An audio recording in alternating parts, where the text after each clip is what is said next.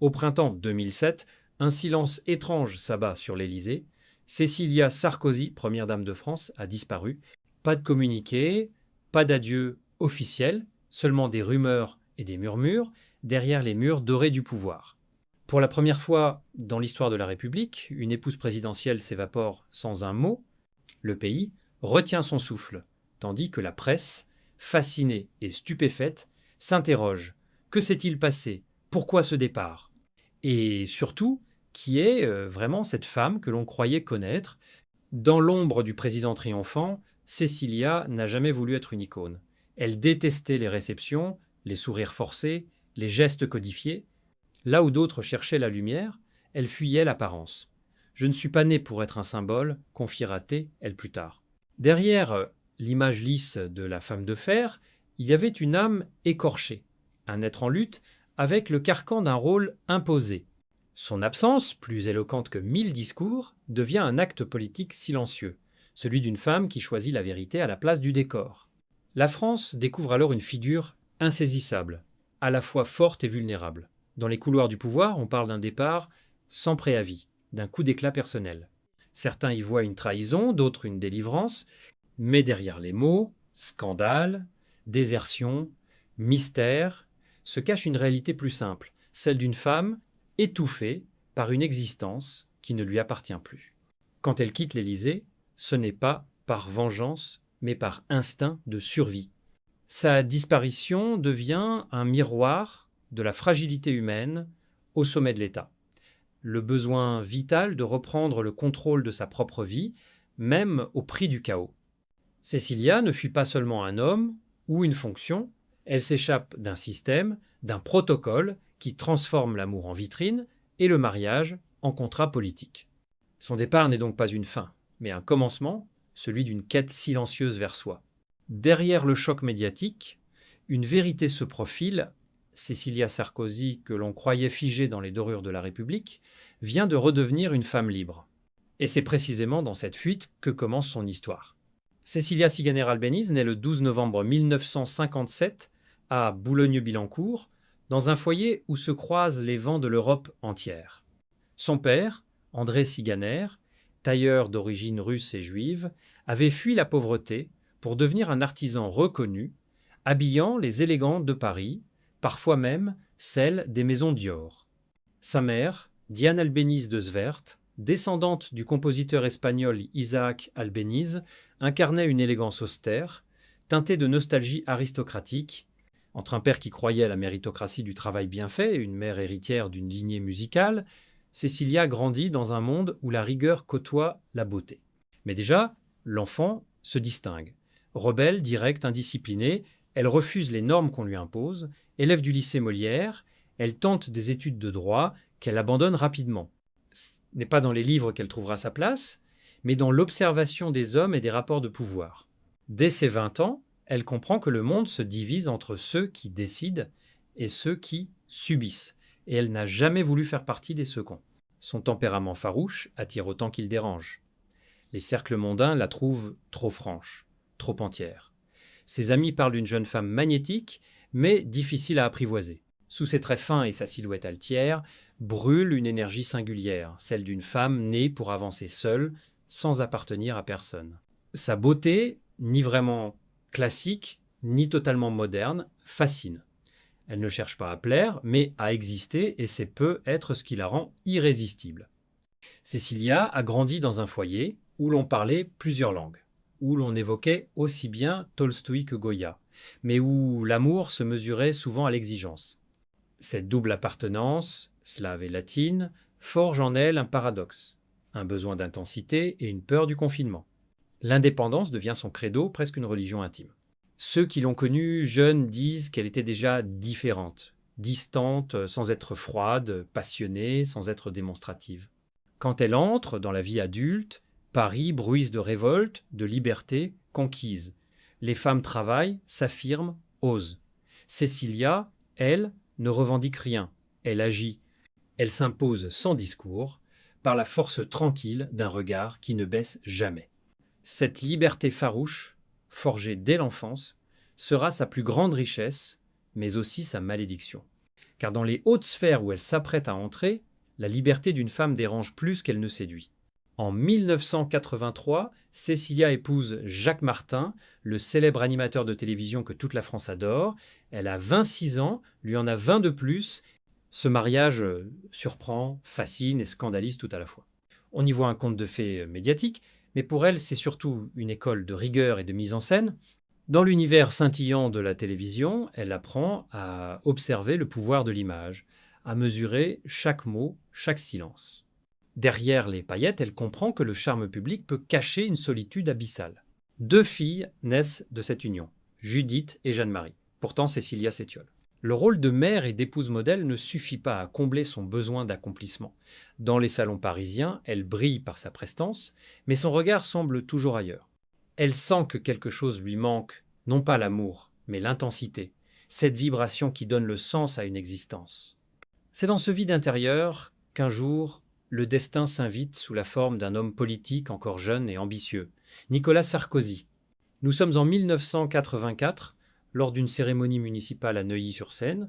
Elle est alors épouse d'un homme public, lui est maire énergique et séducteur. Leurs regards se croisent et quelque chose d'irréversible s'allume. Entre eux, le courant est immédiat. L'un et l'autre se reconnaissent, même blessure d'enfance, même soif de reconnaissance, même orgueil dissimulé derrière la réserve. Pendant des années, leur relation reste faite d'attirance contenue, d'attente, de silence complice. Puis, en 1992, Cécilia quitte Jacques Martin. La presse s'enflamme, la bourgeoisie s'indigne, mais elle assume sans trembler. « J'ai choisi la vérité », dira-t-elle plus tard. Avec Nicolas Sarkozy, elle découvre une autre forme de pouvoir plus brutale, plus stratégique, plus exigeante. Ensemble, ils deviennent un couple à la fois admiré et redouté. En 1986, ils officialisent leur union et accueillent un fils, Louis. Cécilia, loin de n'être qu'une épouse décorative, devient une partenaire politique. Elle relit ses discours, ajuste son image, conseille dans l'ombre. Elle lit en lui, comme dans un miroir, ambitieux, fragile, obsédé par la conquête. Mais au fond, 2 feux qui brûlent trop fort finissent toujours par se consumer. Ce couple, que l'on croyait invincible, commence à se fissurer sous la pression du pouvoir. Dans l'intimité, la passion se change en fatigue, la complicité en distance. Cécilia comprend peu à peu que ce qu'elle a cherché toute sa vie, la liberté, est en train de lui échapper à nouveau, cette fois sous les ordres de la République. Lorsque Nicolas Sarkozy accède à la présidence en mai 2007, Cécilia devient malgré elle première dame. Un titre qu'elle n'a jamais souhaité, une cage dorée qui resplendit pour le monde, mais qui, pour elle, se referme chaque jour un peu plus. À l'Élysée, tout est orchestré, surveillé, figé. Les repas, les déplacements, les conversations, même ses sourires deviennent protocolaires. Les photographes la traquent, les conseillers murmurent qu'elle s'ennuie, qu'elle se dérobe, qu'elle dérange. Ce que l'opinion ignore, c'est qu'à l'intérieur, elle étouffe. Elle ne supporte ni les mondanités, ni le vernis diplomatique. Elle ne veut pas incarner une fonction, elle veut exister en femme. Et dans ce refus, il y a quelque chose de profondément subversif. Derrière le décor, Cécilia découvre la face sombre du pouvoir, les intrigues, les trahisons, les mensonges nécessaires. Elle assiste aux négociations, observe les calculs, les égos dévorants. Elle comprend vite que la politique ne connaît ni tendresse ni fidélité. Même l'amour s'y dissout. Son couple, autrefois passionné, se fissure sous le poids de la fonction. Nicolas, happé par son rôle, s'éloigne. Elle, recluse dans son rôle imposé, sent le vide grandir. C'est plus un mariage, mais un théâtre où chacun joue son personnage jusqu'à l'épuisement. C'est à ce moment que le destin frappe à nouveau.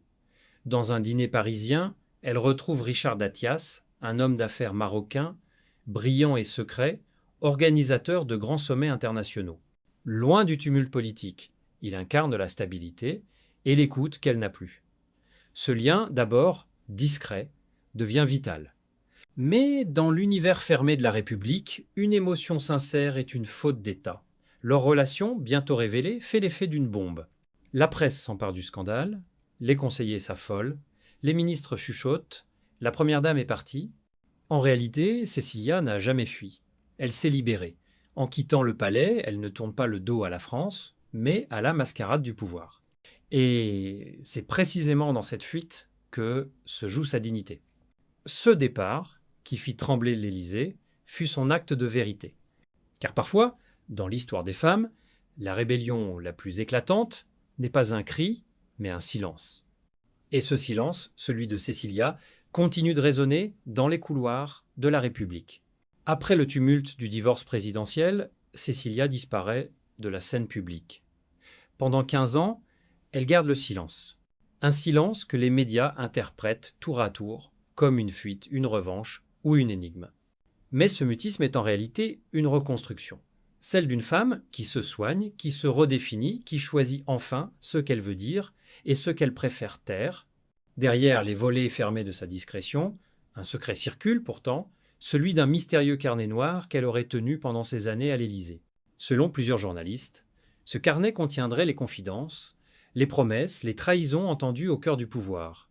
Noms, phrases, détails, une mémoire du système, écrite par celle qui en fut le témoin invisible. Jamais publié, jamais montré, ce carnet devient légende. Certains disent qu'il aurait pu ébranler la République, d'autres qu'il n'existe pas, mais dans les cercles politiques, son évocation seule suffit à créer le malaise. On se souvient qu'à l'époque, Cécilia ne parlait jamais pour rien. Lorsque, en 2025, elle accorde enfin une interview télévisée, la France entière retient son souffle.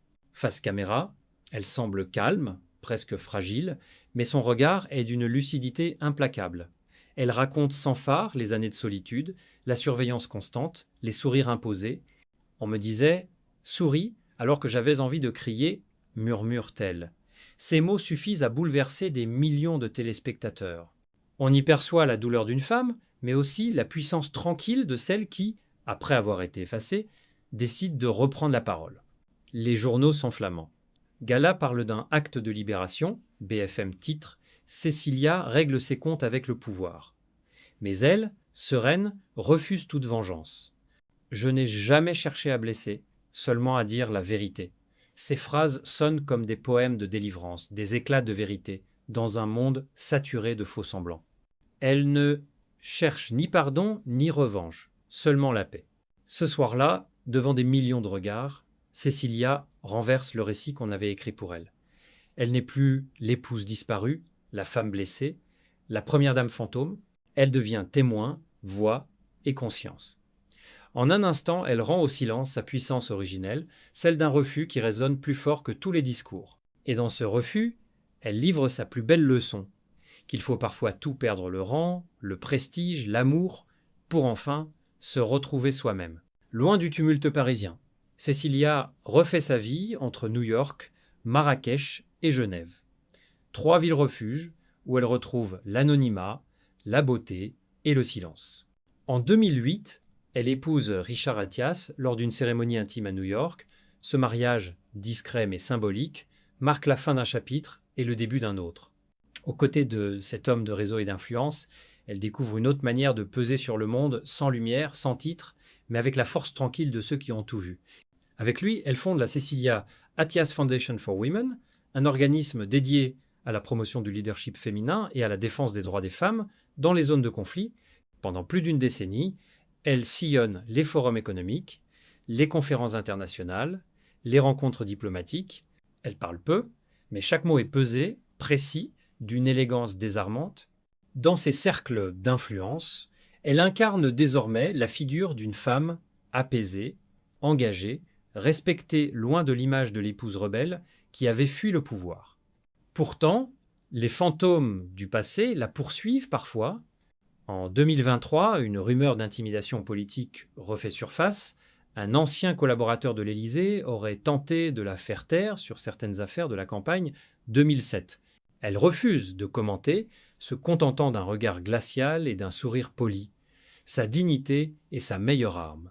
À 67 ans, elle a cessé de se défendre. Elle n'a plus rien à prouver.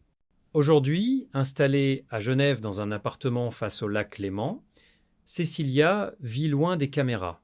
Ses journées sont rythmées par la lecture, la marche et quelques échanges discrets avec son fils Louis, devenu écrivain et penseur reconnu. Elle n'a pas laissé derrière elle une œuvre politique, mais un message universel. Celui de la liberté Retrouvée, elle inspire des femmes, des artistes, des journalistes, toutes celles qui refusent d'être définies par les hommes qu'elles ont aimés. Quand on lui demande si elle regrette, elle répond simplement « Non, parce qu'au moins cette fois-là, c'était moi ». Une phrase simple, presque anodine, mais qui résume toute une vie de résistance, douce et silencieuse. Cécilia Attias n'a pas cherché la gloire, elle a cherché la vérité. Et c'est peu être pour cela qu'elle est entrée, malgré elle, dans la légende. L'histoire de Cécilia Attias est celle d'une femme qui refusa d'être un symbole. Épouse d'un président, elle choisit la fuite plutôt que la soumission. De l'éclat du pouvoir à la solitude voulue, elle a traversé le scandale, le silence et la renaissance. En quittant l'Élysée, elle ne perdit rien, elle se retrouva. 15 ans plus tard, sa voix posée révèle une vérité rare. Le courage de dire non. Aujourd'hui, loin des caméras, elle incarne la liberté tranquille de celles qui, après avoir vécu dans la lumière des autres, décident enfin d'écrire leur propre histoire.